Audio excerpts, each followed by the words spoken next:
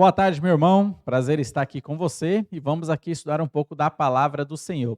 Hoje o tema vai ser um tema escatológico. Então, a live de hoje vamos tratar um pouco de escatologia e o título é Deixados para Trás. Talvez aí chamou um pouco a sua atenção e curiosidade, porque é o mesmo título do filme que está sendo lançado, está nos cinemas aí agora, né? Deixados para Trás. E eu gostaria de ir trazendo esse estudo escatológico, pensar com você também se o filme ele é fiel às escrituras. Alguns pregadores famosos estão fazendo vídeos contra o filme, né? Contra a visão dispensacional.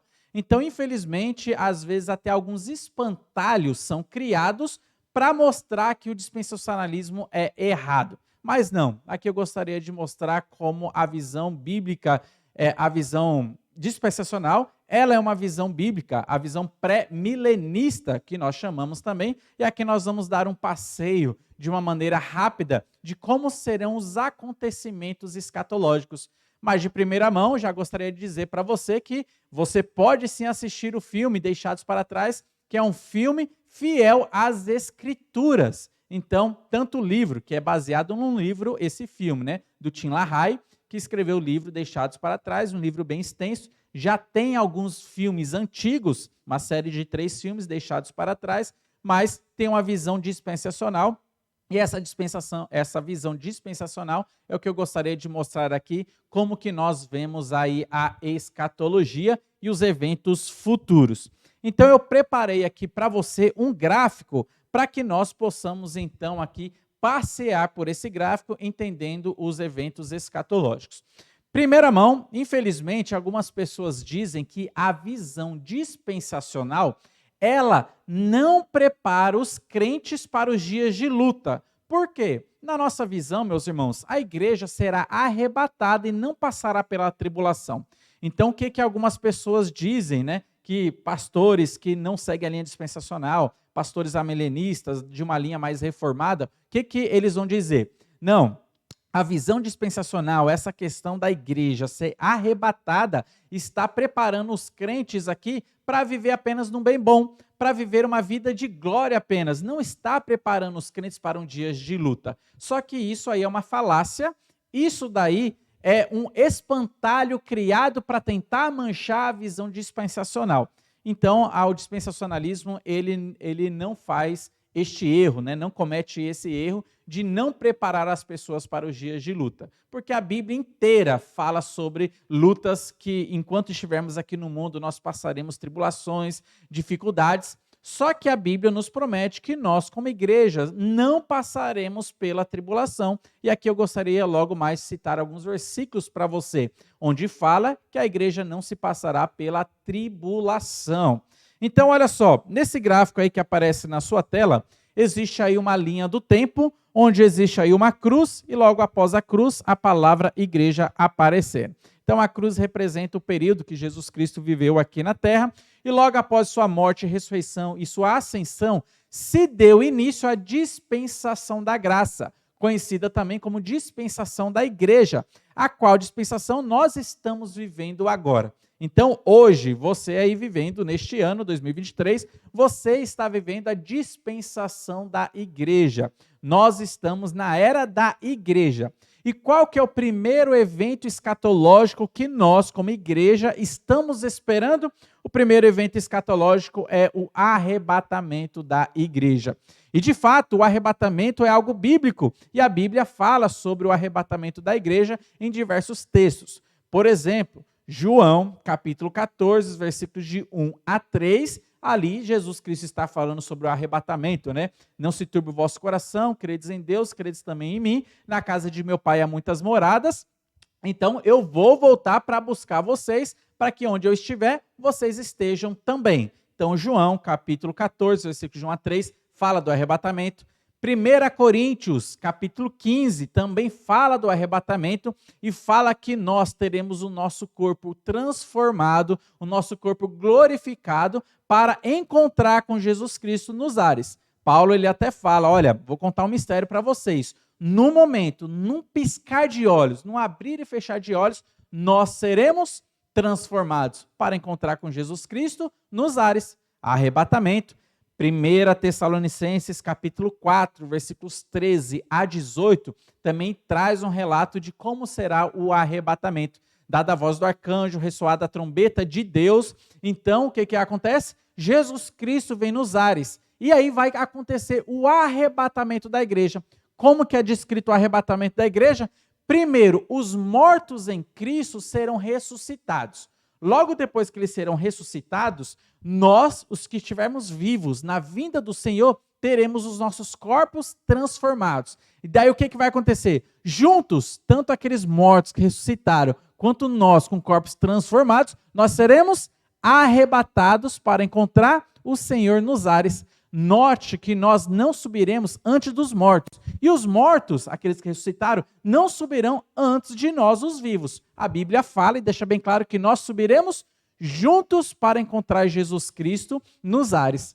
Então são textos que nos falam sobre o arrebatamento. Apocalipse também, capítulo 4, versículo 1, nos dá ali uma simbologia do arrebatamento da igreja, onde Jesus Cristo ele chama João para subir para o céu. Vem para aqui. E aí João, ele sobe. Então, simbolizando ali também o arrebatamento da igreja. Então, olha só, meus irmãos, a Bíblia fala do arrebatamento da igreja, é um evento escatológico e é o primeiro evento que nós estamos esperando de toda essa série da escatologia. Então, o primeiro evento escatológico que estamos esperando é o arrebatamento da igreja. E daí, o que acontece? Alguns de linha reformada vão tentar nos caluniar dizendo que nós acreditamos no arrebatamento secreto. Só que nós não usamos essa expressão de arrebatamento secreto. Nós usamos a expressão de que o arrebatamento ele é iminente. Então, perceba bem, nós não falamos que ele é secreto, nós falamos que ele é iminente, ou seja, pode acontecer a qualquer momento. E, de fato, quando acontecer, ele pode ser perceptível sim, porque pessoas vão sumir daqui, vão sair daqui. Então, vai ser algo perceptível, mas é algo iminente, que pode acontecer a qualquer momento. Então, não usamos a expressão de arrebatamento secreto, usamos a expressão de arrebatamento iminente.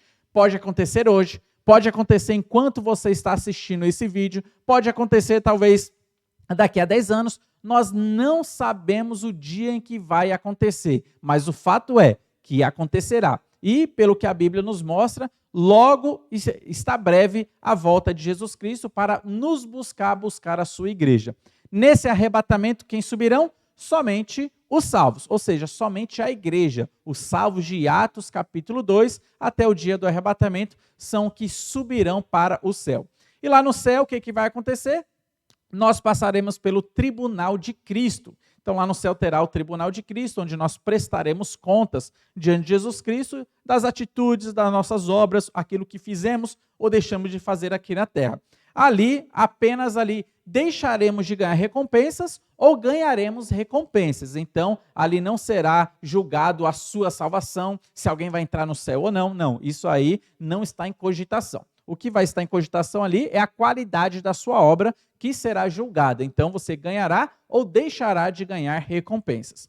Beleza, enquanto estivermos no céu, passando pelo tribunal de Cristo e depois assistindo tudo de camarote ao que estará acontecendo aqui na terra estará acontecendo o que nós chamamos de grande tribulação, que serão 7 anos de tribulação. Como eu sei que serão 7 anos de tribulação, porque nós interpretamos a Bíblia de maneira literal e não de maneira alegórica. Olha só, quem segue a linha escatológica amilenista, que normalmente os reformados eles seguem essa linha amilenista, eles vão pegar os textos e alegorizar os textos.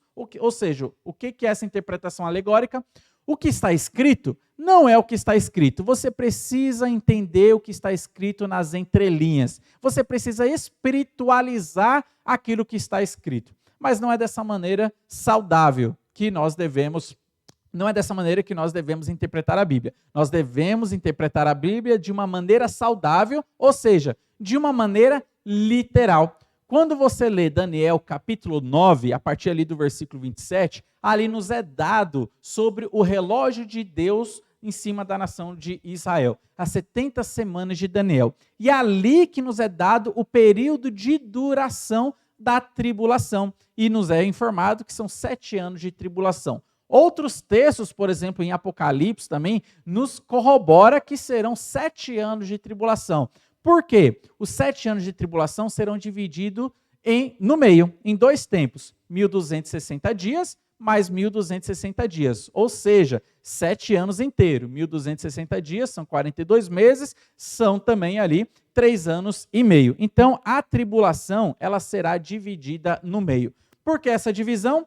A primeira metade da tribulação será um período de paz política entre o anticristo, que irá surgir logo após o arrebatamento da igreja, com a nação de Israel. Ele fará um acordo com a nação de Israel. Um terceiro templo será levantado onde hoje é o Domo da Rocha. Ele vai conseguir trazer paz ali para o Oriente Médio, o anticristo, vai conseguir fazer esse acordo com a nação de Israel e Israel voltará à sua adoração ali no templo. Só que quando chegar na metade da tribulação, isso tanto Daniel fala, quanto também Mateus capítulo 24 fala, Apocalipse capítulo 13 também fala, o que vai acontecer?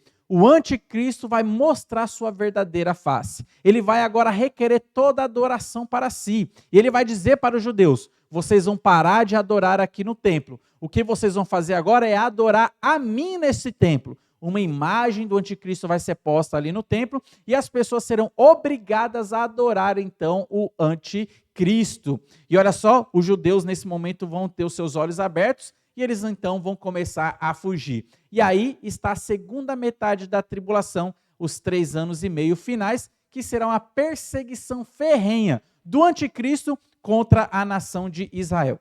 Mas, nesses 7 anos de tribulação, vai ter coisas ruins acontecendo, né? Na natureza, terremotos, chuvas de pedras, a questão dos mares sendo contaminados, os rios sendo contaminados, muitas catástrofes naturais estarão acontecendo. Então, cada selo que é aberto lá no céu por Jesus Cristo, uma coisa de ruim acontece aqui na terra. A cada trombeta que é tocada lá no céu pelos anjos, uma coisa de ruim acontece na terra. A cada taça que é derramada pelos anjos lá no céu, outra coisa de ruim acontece aqui na terra. Então, serão 7 anos ali de muita tribulação, de muita luta, de muito pavor e de muito terror.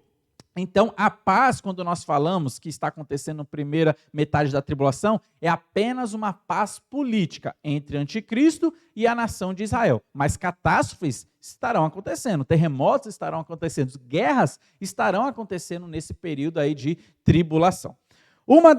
Dos argumentos de amilenistas e reformados contra essa visão dispensacional de que a igreja ela vai passar pela tribulação e que ela não vai ser arrebatada é a seguinte: quem é que vai pregar o evangelho na tribulação se a igreja não está aqui?